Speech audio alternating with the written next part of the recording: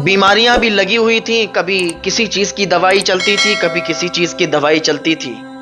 थोड़े दिन तो सब कुछ अच्छा रहा, थोड़े दिन तो सब कुछ बेहतर चलता रहा। पहले बेटे आते थे काम से, जॉब से, और वो कंपनी से आता, तो जब भी आते थे तो माँ से पूछा करते थे कि माँ आपने दवाई खा ली है, माँ आपने खाना खा लिया है। माँ से पूछा करते थे, माँ के पास बैठा करते थे। माँ आप हो तो हम लोगों को कोई फिक्र नहीं है, हमें कोई टेंशन नहीं है, आप हमारे लिए दुआएं करती रहो। माँ दुआ करती थी बेटों के हक में, बहुओं के हक में, यहाँ तक कि इसी हिसाब से चलता रहा सब कुछ। लेकिन बीवियों ने, उन बहुओं ने उन अपने शौहरों को इतना तब्दील कर दिया, इतना ज़्यादा बहका दिया, अपनी सास के बारे में इतना ज़्यादा भड़का दिया कि जब तुम लोग चले जाते हो तो ये बूढ़ी अम्मा ना हम लोगों को बड़ा डांटती है, हम लोगों से ज़बरदस्ती काम करवाती है। जबकि असल बात तो ये थी कि जब वो काम पर चले जाते थे तो बहू में सास से काम करवाती थी। अम्मा जी आज किचन में आप खाना बनाएंगी, अम्मा जी खाना बन गया हो तो कपड़े धुल दो, और कपड़े धुल गए हो तो बर्तन धुल दो। इस तरीके से बातें किया करती थी।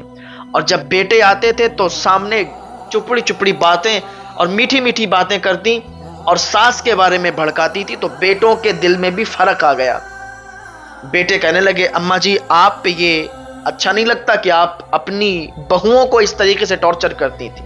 जबकि रियल बात तो यह थी कि बहू में सास को टॉर्चर करती थी, लेकिन बेटों को क्या खबर थी। बेटों के दिल पत्थर होते चले गए।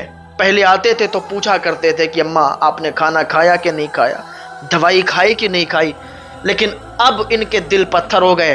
अब आते हैं तो सिर्फ सीधे अपने कमरे में चले जाते हैं। अब आते हैं तो अपने कमरे में सीधे चले जाते हैं, माँ से बात नहीं करते, माँ का हाल हकीकत नहीं पूछते, क्योंकि इनके दिल पत्थर हो चुके हैं। लेकिन ये इसी तरीके से नहीं चलता रहेगा। अब क्या हुआ, एक दिन दोनों भाइयों ने बात करी कि ऐसा करते हैं कि 15 दिन तुम माँ को अपने घर पे रखो, 15 दिन हम अपने घर पे रखेंगे। माँ को सही से रोटी नहीं मिलती थी, किचन में भी नहीं जाने दिया जाता था। किचन में जाती थी बहू हाथ पकड़ के बाहर निकाल देती थी। अम्मा जी आप घर से बाहर रहिए, आप किचन में मत जाइए, आप जो बीमार रह रही है ना, बीमारी आपकी फैल जाएगी और हमारे बच्चे भी बीमार हो जाएंगे, हम भी बीमार हो जाएंगे। माँ बेचारी कभी कभी अकेले में जाके रोया करती थी कि एक दिन वो भी था जब हमारे शौहर जिंदा थे और हम लोग कितनी अच्छी से जिंदगी गुजार रहे थे। जब से ये बहुएं ऐसी मिली हैं, जब से हमारी जिंदगी नरक बन चुकी है, हमारी जिंदगी बर्बाद हो चुकी है। माँ सिसकियां ले लेके रोती थी और फिर भी अल्लाह की बारगाह में दुआएं करती थी कि अल्लाह हमारे बेटों की हिफाजत फरमा। अभी जब ये आपस में बात हुई कि 15 दिन तुम, 15 दिन तुम, और हमारे मुआशरे में भी यही चल रहा है। आज माँ बाप के बारे में यही चल रहा है कि 15 दिन तुम रखना, 15 दिन तुम रखना, 15 दिन तुम रखना, या 10 दिन हमारे घर रहेंगे माँ बाप, 10 दिन तुम्हारे घर रहेंगे। या तो फिर इस तरीके से बंटवारा हो जाता है कि भाई 10 दिन तुम्हारे घर बाप रहेंगे और 10 दिन हमारे घर माँ रहेंगी, फिर 10 दिन हमारे घर बाप रहेंगे, फिर 10 दिन तुम्हारे घर माँ रहेंगी। इनको बांट दिया आपने। ये क्या चीज है कि बाप उधर रहेंगे, माँ इधर रहेगी। इनको बुढ़ापे में साथ में जिंदगी गुजारना थी, उन्होंने अलग कर दिया, उन्होंने बंटवारा कर दिया। कभी बच्चों को तो नहीं बांटा था, कभी बच्चों को तो अलग नहीं किया था माँ बाप ने कि 5 दिन तुम्हें चीज कोई अच्छी ला के देंगे, 5 दिन उसे ला के देंगे, उसको ऐसा खिलाएंगे, उसको ऐसा खिलाएंगे। यह हकीकत बात है कि एक माँ से, एक बाप से 10-10 बच्चे पाले जा सकते हैं, लेकिन 10-10 बच्चों से, 10-10 बेटों से एक माँ बाप नहीं पाले जाते।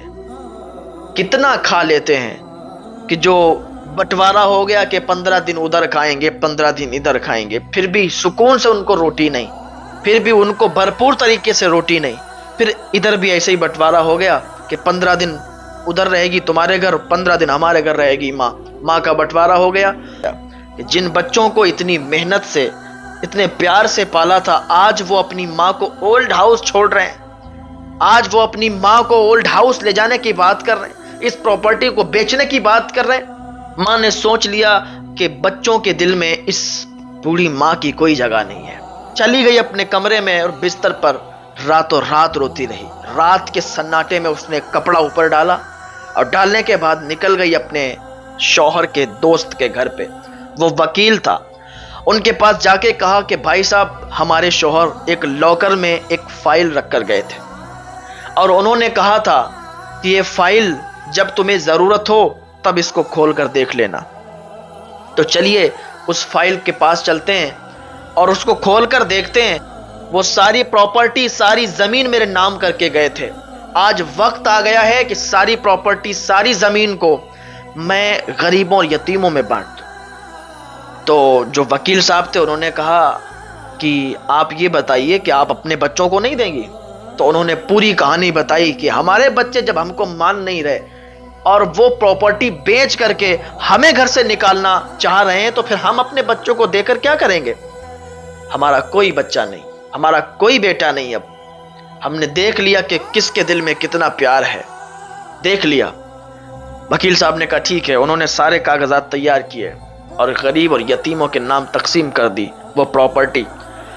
ادھر یہ لوگ پلان بنا رہے تھے کہ ہم اس پراپرٹی کو بیچیں گے۔ انہوں نے ایک دلال کو بلایا، ایک وکیل کو بلایا، اس نے کہا مجھے گھر دکھاؤ۔ پورا گھر دیکھا، چھانا، اور دیکھ کر کے اس نے کہا اس کے 2 کروڑ روپے مل جائیں گے۔